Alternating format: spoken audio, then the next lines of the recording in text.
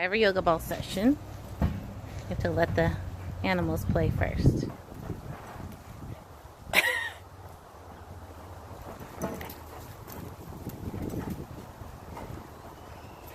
Hello, my name is Shemaine Hurtado, and this is Yoga Ball Dressage. This is our third installment, and hopefully we're going to start having weekly installments because I put my daughter Morgan in charge of this.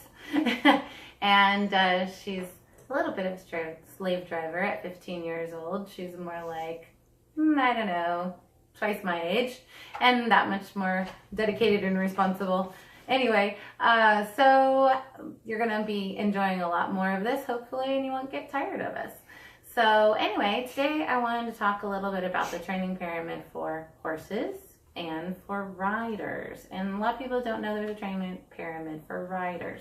So the training pyramid that most dressage riders are somewhat familiar with is the first step is rhythm, second step relaxation, third step connection, fourth step impulsion, fifth step is straightness, and the top of the pyramid, if you get all of these things done and accomplished, is collection.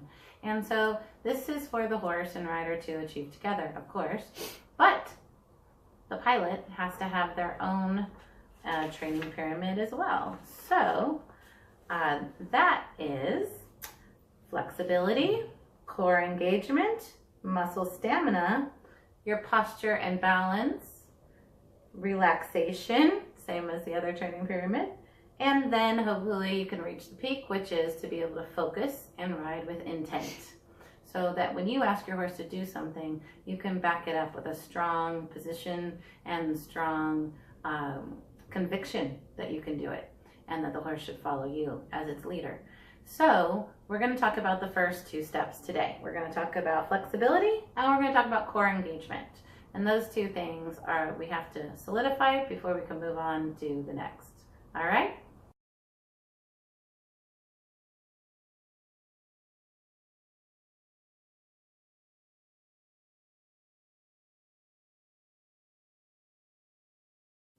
Okay, so flexibility.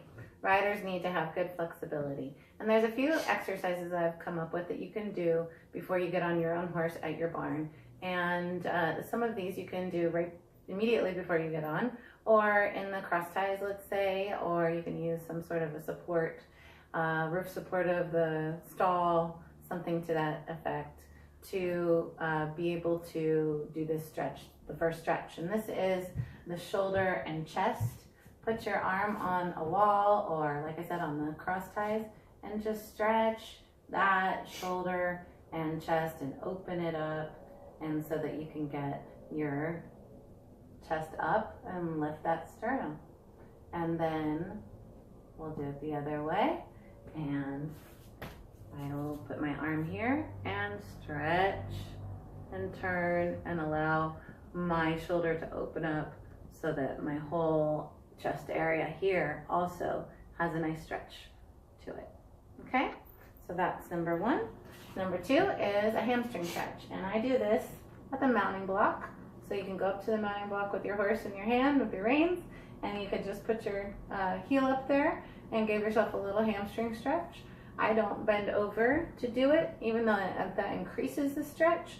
I have an old back injury, and so if you have any back pain, I would not bend over and touch your toe while you do this. I would just let that hamstring stretch here, and then that will allow your back to be looser, simply because your hamstring is not pulling the back muscles tight. Okay, so do the other side, and again, just stretch.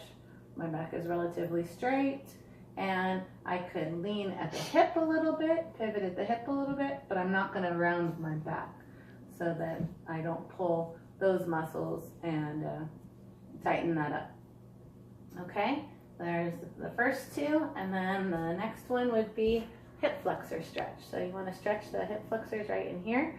So I want to keep my heel on the floor in a lunge pose, and I can feel it a little bit, but if I lean back, then I can feel it that much more.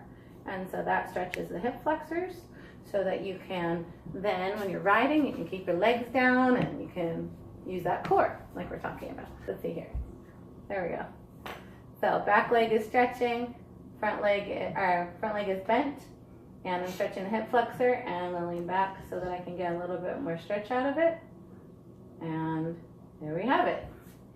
All right, ready?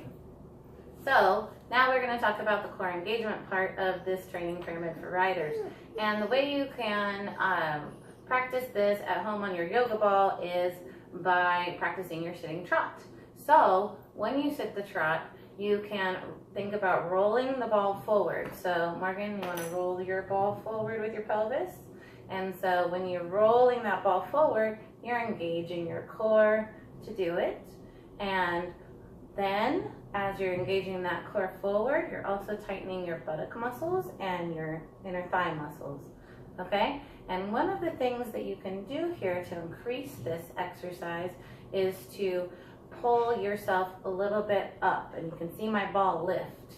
And so you want to you can put your hands on your hips, or you can put your hands on your stomach, whatever helps you to realize that you are folding at your waist and lifting. And if you have a mirror in front of you, you can see that that ball is lifting up every time I sit that trot forward. So I have a really big warm blood trot right now that I'm sitting, okay? And so that's how you sit that type of a trot. I'm going to turn mine to the side here so you can see how my hips move to the side, and same thing. And I'm going to roll forward and forward and forward. And again, I'm coming up away from my ball just slightly. My body is still attached to it, but the ball is lifting with my body and my pelvis, just as if you would like the horse to lift up when you sit the trot, so that it can lift its back and engage its core and be supple and soft over its top line. So this is today's installment of the Rider's Training Pyramid, and I hope you enjoyed it, and I hope you can work on your flexibility and your core engagement so you have a better ride.